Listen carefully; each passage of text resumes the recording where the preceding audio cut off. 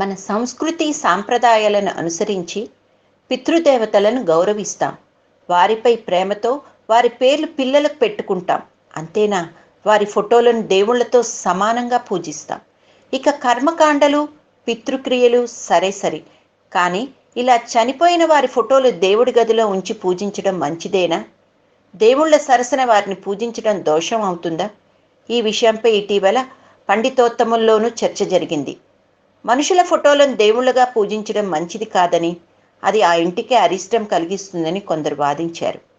కానీ అలాంటిదేమీ లేదని, అన్ని సమయాల్లోనూ తల్లిదండ్రులను దైవంతో సమానంగా పూజించవచ్చని, అది ఏమాత్రం తప్పు కాదని ఉపన్యాస శిరోమణిగా పేరు తెచ్చుకున్న రామానుజాచార్య వివరించారు. అంతేకాదు, చనిపోయిన తల్లిదండ్రులకు ఉత్తమగతులు ప్రాప్తించేందుకు వారి కోసం ఏ ఆలయాల్లోనైనా పూజలు చేయించవచ్చని, దేవాలయాల్లో వారి పేరుతో అర్చనలు కూడా చేయించుకోవచ్చని ఆయన సూచించారు.